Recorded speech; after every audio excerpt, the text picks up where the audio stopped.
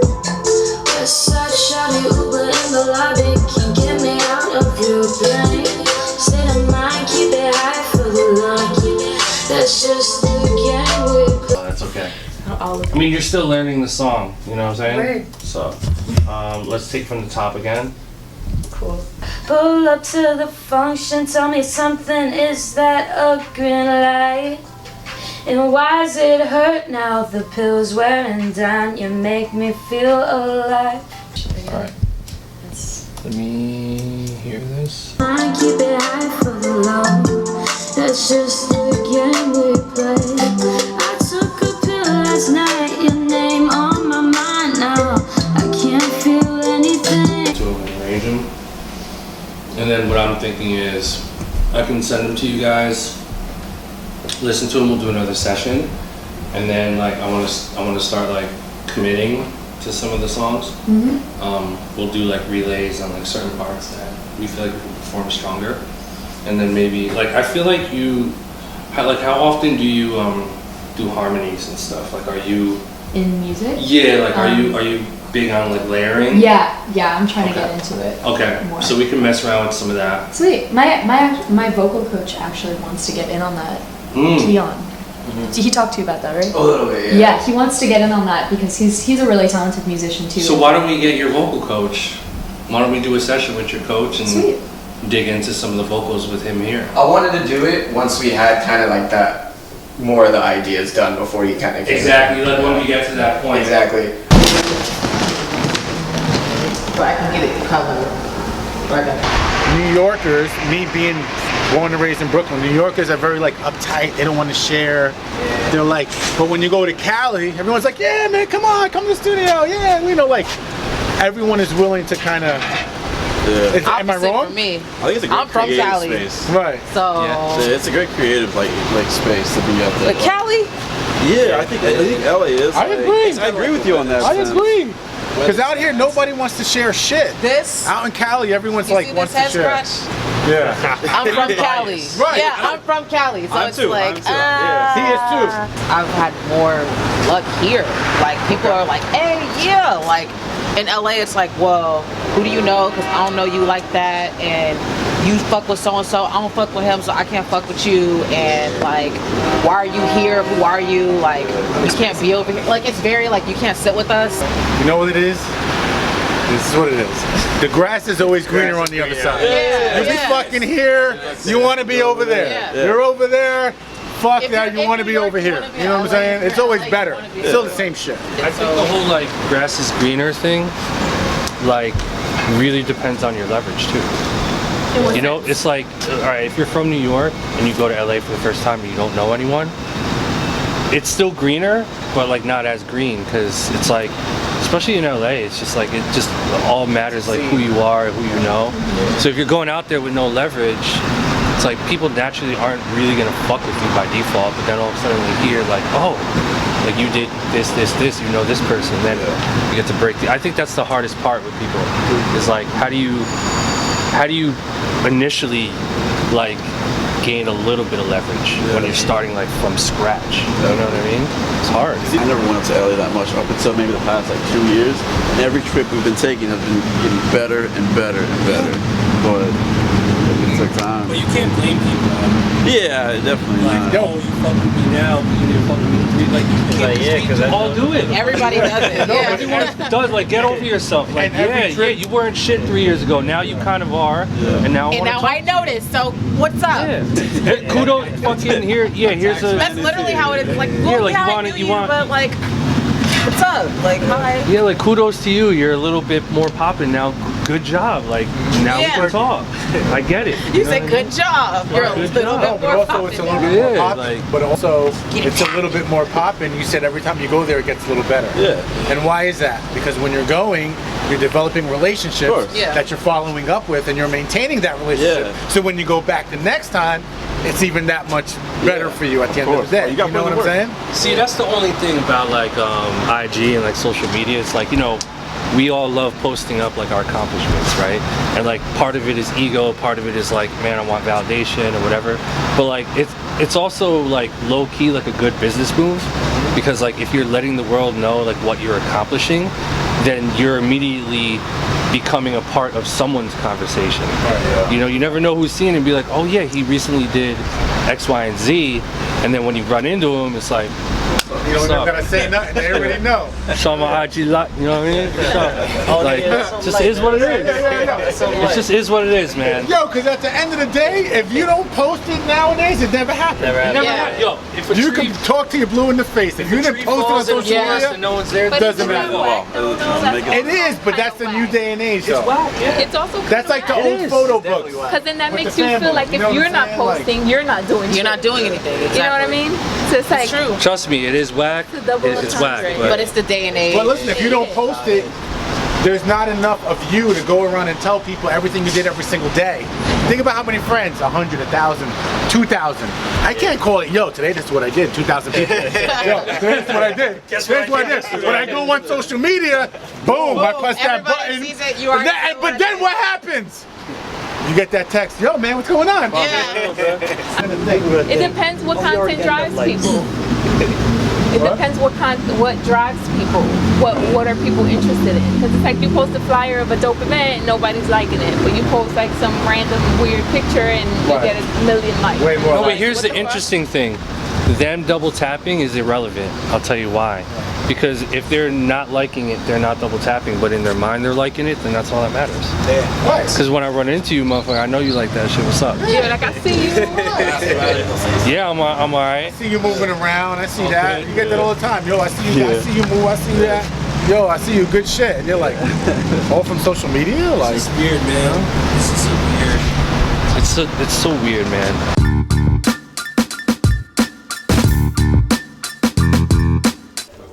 Hey, how you doing, brother? I hit you up on Instagram. Appreciate it. All right, ready? what's good?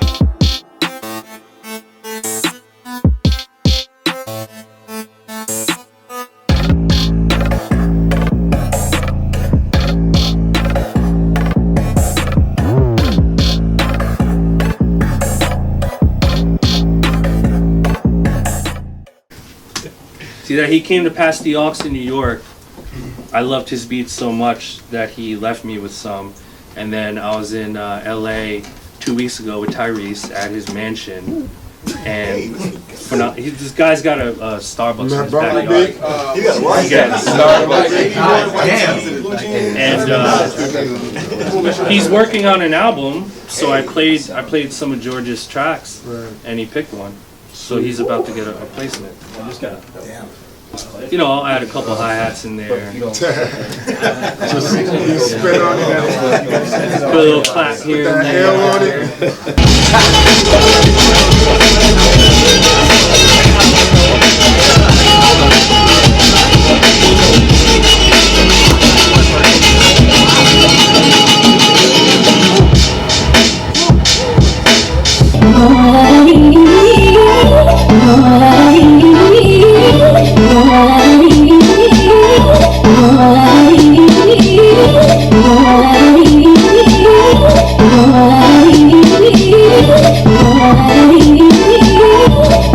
Things pass and I don't know as much cause I'm stuck in a sentimental state. I get aggravated, pushed till my pencil breaks. I get agitated, look, I can sense the fakes. Man, I'd rather be a cook than invent something. Man, I'd rather be an innovator. Already a ventilator, an agitator in an elevator, rhyme renovator, one timeline generator. One line of mine's like a sign from the millimeter. Just a messenger, hide like Schlesinger. Eyes closed, pressing up, president is messing up. The crazy thing about these Pass the Aux sessions is, you know, it started off as this idea where, you know, I'm thinking to myself like, okay, you know, the nature of being a music producer really is, you know, most of us are in our own world, right? We're like in our basement, we're in, you know, our dorm room, our mom's basement, or whatever it is. And most of our time is spent, you know, composing music, but most of the time we're by ourselves, right? So there really aren't that many opportunities for us to, you know, run into like-minded people, especially producers, musicians, stuff like that. So, you know, I figure, okay, well, let me do an event where I can go to these cities and just kind of, you know, get a pulse of what's going on, but also just be able to get people to congregate together. And that's been one of my frustrations for a long time. To actually lay that down, it was like success for me. Like I was actually able to take an idea and just like put it to where I needed to be. Yeah. I could tell you had fun with it because it didn't sound like something. It didn't sound like you were copying something necessarily. It was more just like, oh wow, like, you know, there's like a good chord progression and then like a drum pattern that kind of just felt good, and then that change up also felt like it fit too. I'm a huge fan of creating music in that way. So the reason why I ask is because I think that you should just be doing that all the time. Like I'm a firm believer that all of us in this room should be making music from that place. Yeah. Right? I call it the sort of the like, tapping into the subconscious, where you're creating and you're influenced by things that you don't even really know you're influenced by. And you're sort of creating from like back here as opposed to like thinking on this in the frontal, you know? Because then when you think in the frontal, it's just everything is just so overly technical, and then you fall victim to just overthinking shit. You know, let's say, I won't put anyone on the spot, let's say you're 23 years old right now, right? And you're grinding, and you grind for 10 years, but in those 10 years, you were just stressed out, you're just worried about, oh, when am I gonna get my big break, I'm tired of working with these fucking struggle rappers, like I hate the music I'm making. You're just stressed out, right? You have a day job, school, which this is all very real. This is like a real scenario. And then you're 33, right? And you look back, and if I were to ask you a question at 33 and say, yo, like, how were the last 10 years of your life? Did you enjoy that? And if you tell me that you were fucking stressed out, and that was a pretty shitty 10 years of your life down the drain. But if you just had enjoyed those 10 years, then that would have been life well spent, right? There's no light at the end of the tunnel here, guys. It's just now. It's just the journey. It's all that fucking matters. Right now. Yeah, we're all gonna die. A beehive with 2 bees. So, yeah, the motivation behind that is I saw this documentary of this guy who lives in a tribe in Africa, and his name was Tete, and he's there with like so he's there with his wife and his child, and they're like, there's this huge tree, and there's like a honeycomb at the top of the tree, and in that region of the world, honey is like a delicacy because it's so hard to get. So he basically climbed this tree with like one rope and bare feet, and his wife and child were just waiting on the bottom, and like he had this rope and he's just like inching away. It's like hundreds of feet high, and at any moment he can just fall and die. So like he's climbing. After hours and hours, he gets to the top, finds the beehive, and like bees are stinging him all over his body. He's like fighting it off. So he grabs the honey, and like after hours of just like climbing the tree, he just sits there, breaks it open, and like bites into the honey, kind of like a victory bite, like, oh, I made it. And meanwhile, he's getting stung, mind you. So then he takes his basket that he brought with him, puts the honey in there, and starts lowering down the honey to his wife and kid. And then they start eating it. They're getting stung, but they're like ignoring it. And then he's got to climb all the way back down afterwards. And it really like resonated with me, because just this simple idea of like working really fucking hard to get something, you know, it's gonna take a lot of just like sweat equity and hard work to get anything that's worth getting. And to them, on a simple level, you know, honey is the thing. So I kind of approach everything in life kind of like that, where it's like the honey. Your goal is your honey. The honey. I'm trying to get the honey in any situation, right? So I had to get a sleeve for it. Yeah. Real quick, 'cause I was watching how you post on Instagram like a video about, you were talking about your schedule and stuff like that, and I wanted to know basically how you came, obviously, you know, with your own intuition and stuff like that, how you came to realize that taking the weekends off, as well as getting up so early, you realized that that was the best thing for you? Because it just became bigger than like the obsession of like winning, or like the obsession of like winning a Grammy. It just once I placed happiness as priority, then like the things that come with happiness are relationship, and is like my fiance, and is like wanting to have a kid soon, and is, you know, seeing my mom more than once a month, and, you know, going to the park on a Saturday and like walking my dog and just like doing nothing. Those are things that I placed value on, and so in doing that, I not only enjoy those things, but like they just increase quality of life for me. And so I'm content with that, and that's just my choice. Right.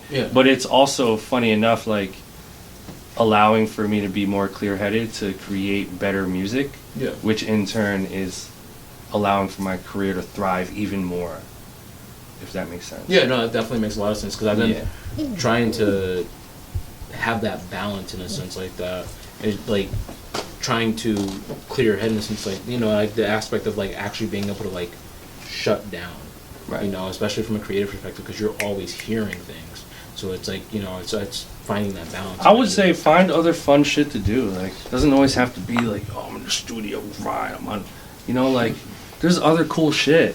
Like, go take a walk. Though, like, there's other cool things that you won't know you like. After a long weekend where I just put the laptop away and I like go getting some water or something, like come Monday, Music Mondays is on full effect. Like, I'm ready to make 10,000 beats, write rhymes, put a hook down to this one, market a song I put out last week. I'm ready to go 100. You know what I mean? Yeah, I'm not a fan of like Team No Sleep. I don't believe in that shit. That's bullshit, man. It's bullshit. Team No Sleep. Fuck that. Like, I want to sleep. Sleep is great. You know, like, you know. Yeah. I love sleep, man. So do you work like? I know we went over. You guys have work, school, whatever it is. So apologies for keeping you late. Life. But man, I want to just like, let's give one round of applause for Laboratory Studios. I highly advise you guys book time here. This seems like a really great room, conducive to like making beats. So holler at the homies, get a business card, come back. You know, this is like in the cut, which is amazing. If I lived in Connecticut, I'd be here all the time.